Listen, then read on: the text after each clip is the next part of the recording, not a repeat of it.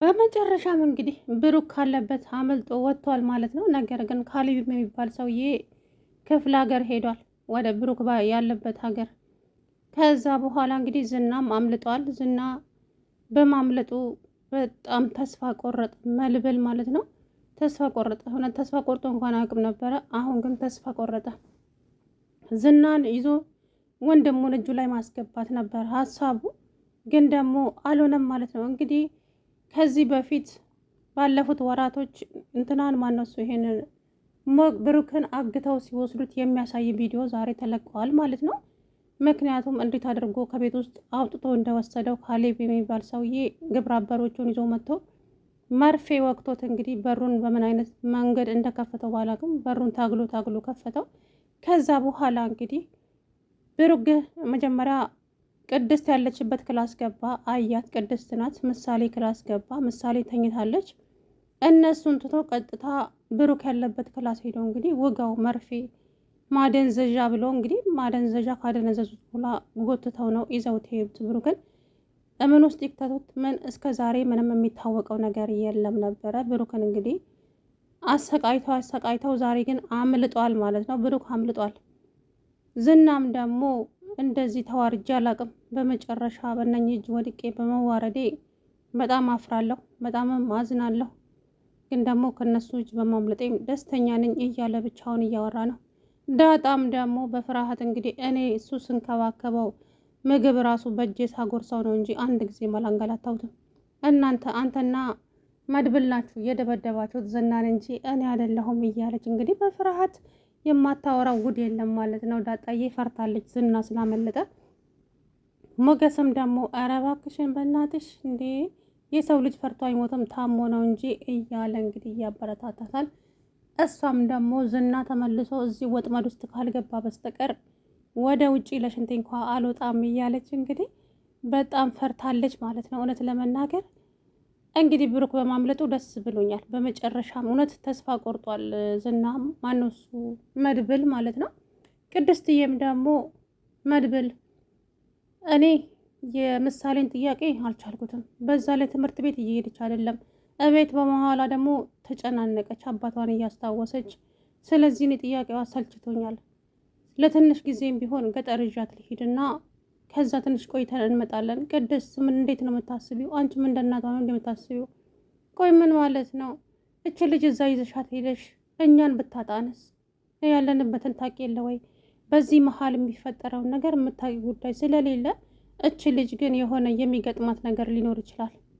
ስለዚህ እባክሽን ተረጋጊ፣ መረጋጋት ጥሩ ነው እያለ እንግዲህ ቅድስቴን ሲያረጋጋት ቴክስት ስልኩ ላይ ገባለት። ከዛም ስልኩ ላይ ሲያየው ወንድሙ ነው። ማመን አቃተው። ቁጭ ብድግ ያለ ጋሼ ምንድን ነው ስትል ብሩክ ምን ሆነ ብሩክ እያለ እንግዲህ በቀጣይ እንግዲህ ብሩክ ይገናኛሉ ማለት ነው። ነገር ግን ከነ ካሌብ አምልጧል ማለት ነው። አቶ ዝናም መሀሊት ጋር ደውሎ ስሚ ያቺ ኤፍራታ ተብዬዋ አልሞተችም፣ በሕይወት አለች። አዎ እንግዲያውስ የመገነዣ ከፈንሽን አዘጋጅተሽ ጠብቂኝ በያት፣ ዛሬ እገልሻለሁ በያት እሷን። እንግዲህ እሷም ደግሞ ብሞትም አልፈራም ብቻዬን ግን አልሞትም እያለች ደጋግማ እንግዲህ መሀሌት ላይ ተነስታለች። ያው ይገባታል። መሀሌት ግን ቶሎ አልገባትም። አንቺንም እዤ ነው መሞተው ማለቷ ነው።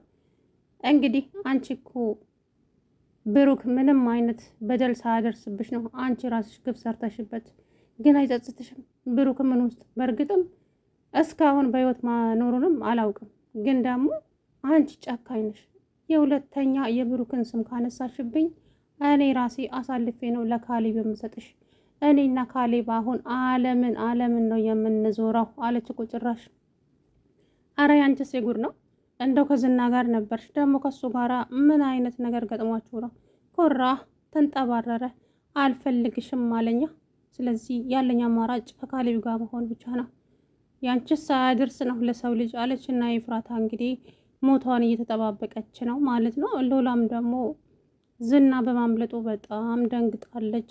በጣም በቃ ተመልሰን አሁንም እዛው ስቃይ ውስጥ ልንገባ ነው እያለች እንግዲህ አይ ስቃይ ውስጥ እንኳን አንገባም፣ ቤቴን ንብረቴን የተያዘብኝን በቅርቡ ሰውየው ይመለስልሃል ብሎኛል። ጠበቃውን አናግሬያለሁ። ስለዚህ የሆነ ነገር አድርገን ከሀገር እንወጣለን፣ እኔና አንቺ አትፍሪ እያለ እንግዲህ ያበረታታታል ማለት ነው። ዳጣዬ አስቃኛለች ዛሬ ማለት ነው። እውነት ለመናገር ምሳሌዬም እንግዲህ ከአባቷ ጋር ያሳለፈቻቸውን ትዝታዎች ተኝታ እሱን ብቻ ነው የምታስበው። እውነት ስታሳዝን ግን። ሰላም ውድና የተከበራችሁ የቻናሌ ቤተሰቦች እንዴት ናችሁ? ደህና ናችሁ? አለው ደህና ነኝ። በመጨረሻም እንግዲህ ዝናም ከተሰቃየበት እስር ቤት ሲፈታ ሲያመልጥ፣ ሞገስ ብሩክም ደግሞ ከታገተበት አምልጧል ማለት ነው። ነገር ግን ካሌብ የሚባለው ሰውዬ ክፍለ ሀገር ሄዷል። ዝናም ሲደውልለት ይቅርታ ዝና፣ እኔ አሁን ሀገር ውስጥ አይደለውም ከአዲስ አበባ ውጪ ነኝ አለው።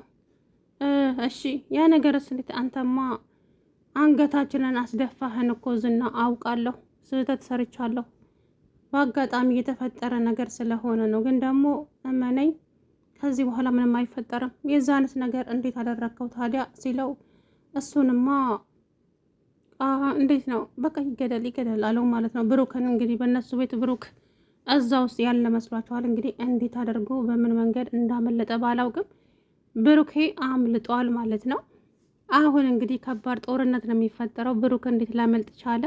ካሌብ ሞሲሳ እንግዲህ እኔ ነኝ ጀግናው፣ እኔ ነኝ ብቻ ወንዱ የሚለው እሱ ብቻ ነበረ። እንግዲህ በመጨረሻም አምልጦ እንግዲህ አዲስ አበባ ገብቷል ማለት ነው። ነገር ግን አሁን ከቤተሰቦቹ ጋር አልተቀላቀለም። ከቤተሰቦቹ ጋር አልተቀላቀለም፣ ግን ደግሞ ለወንድሙ ቴክስት ልኮለታል። በዛም በጣም ደነገጠ፣ በጣም ተደሰተ።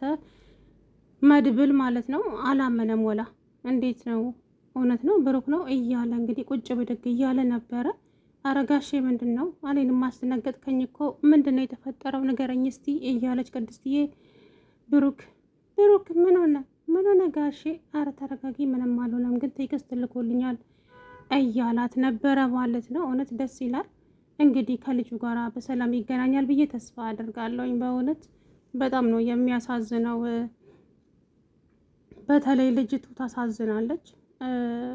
በቃ አለ አይደለ ሁሌ እሱን ነው።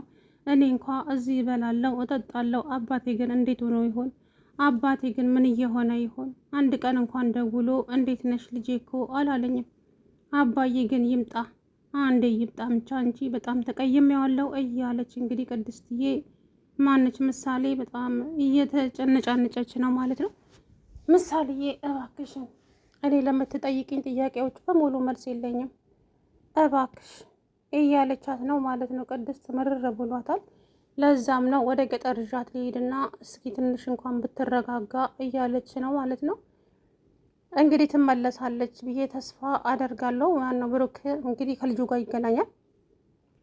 ዝና ግን ተመልሶ ወጥመድ ውስጥ መግባቱ የማይቀር ነው።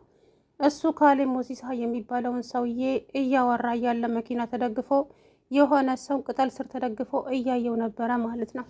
እርግጠኛ ነኝ የሆነ አሁንም እዛ ወጥመድ ውስጥ ይገባል ዝና፣ እመኑኝ ማለት ነው። የማይቀር ነው። እሱ አምልጫለሁ ብሎ አንገቱን ቀና አድርጎ ቢሄድም ግን እንደዚሁ በቀላሉ የሚለቀው አይደለም መድብል ማለት ነው። አሁን ብሩክም ከመጣ እንግዲህ ሞገስም አለ፣ አንድ ላይ ሆነው ይፋለማሉ። ከዛ በኋላ እንግዲህ ዋንጫውን ማን የሚበላ ይመስላችኋል? መድብልና ሞገስ ማን ነው? ብሩክ ናቸው የሚበሉት ማለት ነው። እንግዲህ ለማንኛውም ምሳሌዬም ደግሞ በጣም ድብር ብሏታል። በጣም በቃ አባቴ ግን የት ነው ያለው? እምን ውስጥ ነው ያለው? እኔ ግን አባዬ በጣም ናፍቆኛል። ቅድስትዬ አንቺም አባዬ ይመጣል ትይኛለሽ፣ ግን ደግሞ አላቅም መቼ ነው የሚመጣው እያለች ይመጣል። ቅድስት ማነች ምሳሌዬ ይመጣል፣ አይዞሽ። ስለዚህ አንቺ አትጨናነቂ እያለቻት ምሳሌዬን እያጽናናቻት ትገኛለች። ቅድስቴ ማለት ነው። እንደ ቅድስት አይነት ተዋንያን ጎበዝ ጀግና፣ እውነት እኔ እንጃ በቃ ልካላ እንደ እናት አድርጋ ነው ልጅቷን እንትን የምትለው ማለት ነው። እና ስለዚህ አቶ ዝና አሁን በጣም በጣም በጣም በጣም እንትን ውስጥ ነው ያለው፣ ፍርሃት ውስጥ። አሁን ካሁን መድብል ይይዘኛል፣ አሁን ካሁን መድብል ይይዘኛል እያለ መኪና ውስጥ ሆኖ እንኳ እራሱን አያምንም ማለት ነው። መድብል ደግሞ ዝና ለዛሬ ብታመልጥም ለነገ አታመልጠኝም። ግን ደግሞ ተስፋ ቆርጫለሁ። እኔ እኮ እሱን ይዤ ወንድሜ ልጄ ላይ አስገባለሁ ብዬ ነበረ። ያሰብኩት ነገር ሁሉ አልተሳካልኝም። ወይኔ መድብል ወይኔ እያለ እንግዲህ ያን ጊዜ ሲደበድበው ከኪስ ውስጥ ስልክ ወድቆ ነበረ። ያንን ስልክ ደግሞ ወርጉሯት ነበረ። ይሄ ዝና የሚባለው ማለት ነው። ሞገስ ማነው ይሄም ደብድቦት ብቻ ወደዛው ተመለሰ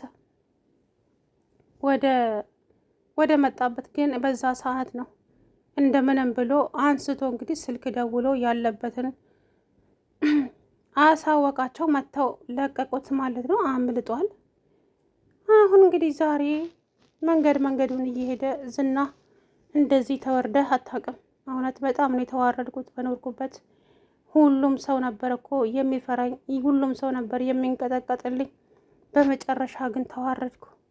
እመነኝ አቶ ማነው ስሙክ መድብል፣ እመነኝ አንተና አድርገኝ እጄ ላይ የገባ ቀን የተፈጠርክበትን ቀን ነው የማስቆጥርህ እያለ እንግዲህ እየዛተ ነው ማለት ነው። አሁን እንግዲህ ወይዘሪት ሉላም ጭንቀት ውስጥ ነው ያለችው። አሁን ካሁን ደግሞ ምን ይፈጠር ይሆን? አሁን ካሁን ደግሞ ምን ይመጣ ይሆን እያለች በፍርሃት ነው ያለችው ማለት ነው። ምክንያቱም ሰውየው እንግዲህ ዝና ስለሆነ ማለት ነው። እንግዲህ መጨረሻቸው ምን እንደሆነ